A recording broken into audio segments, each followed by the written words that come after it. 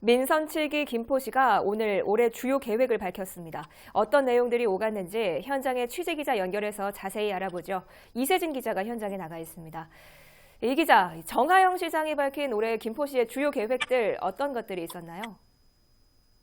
네, 김포시는 앞서 취임 이후에 북부권에 좀 집중했던 데 이어서 올해는 신도시를 중심으로 주요 정책 과제들을 짜겠다 이런 계획을 내놨었는데요.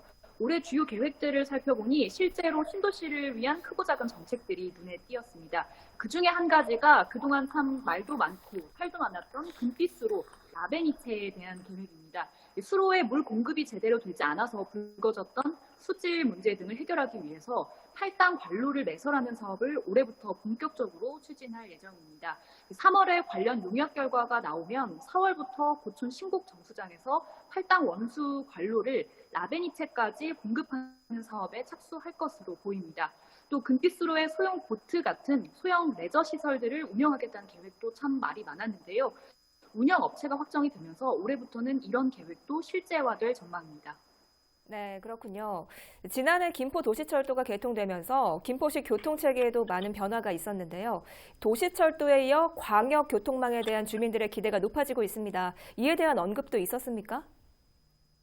네, 그렇습니다. 광역교통위원회의 발표 이후에 가장 뜨거운 감자였던 GTX D노선에 대한 이야기가 김포시 신년계획 브리핑에서도 등장을 했습니다. 김포시는 GTX D노선이 동서축을 잇는 노선이 된다면 김포나 인천, 부천 일대가 기점이 될 것이라는 가능성에 기대를 걸고 있다면서 김포도시철도가 기점이 될 수 있도록 추진을 하겠다라고 밝혔는데요. 이를 위해 경기도와 관련 지자체와 협력 방안을 모색하고 있고 광역 차원에서 협의체를 구성해서 활동할 것이라는 구체적인 계획도 내놨습니다. 또 골드라인, 김포 골드라인과 인천 지하철 2호선 연장에 대한 계획도 밝혔습니다.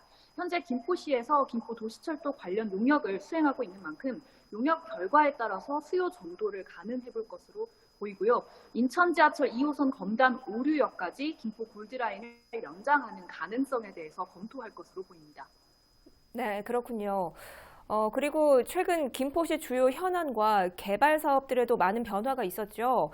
이 개발 사업들에 대한 김포시의 계획은 달라지는 게 있습니까? 네, 지난해 말 김포시의 주요 개발 사업들에 이제 희비가 있었습니다. 먼저 김포시가 사활을 걸었던 대고지구 ECD는 정부의 경제자유구역 지정에서 탈락을 했었죠. 김포시가 독자 개발을 추진하겠다고 밝힌 만큼 남은 과제가 있어 보입니다. 또 한강 시내폴리스는 경기도로부터 2년 연장 승인을 받았는데요. 현재 이제 보상 절차도 어느 정도 진행이 되고 있는 만큼 사업이 제대로 추진이 될지 기대를 모으고 있습니다. 또 오늘이죠. 7일 오후에는 KBS 아트비전과 시내폴리스 유치 업무 협약을 진행할 예정인데요. 김포시가 시내폴리스 안에 방송 스튜디오 파크를 만들겠다고 이제 계획을 밝혔는데 10년 동안 지지부진했던 시내폴리스 사업이 새 국면을 맞을 수 있을지도 함께 주목되고 있습니다. 다만 김포시는 한강 시내폴리스와 관련된 전 시행사의 불법 선수금 관련 논란에는 사법기관의 조치에 따르겠다고 말을 아꼈고요. 또 일부 시내폴리스 토지주들이 주장하는 사업 취소에 대해서는 불가능하다면서 이제 선을 긋기도 했습니다.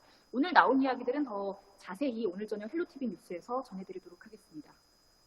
네, 알겠습니다. 지금까지 이세진 기자와 정하영 김포시장이 밝힌 올해 김포시의 주요 계획들에 대한 이야기 나눠봤습니다.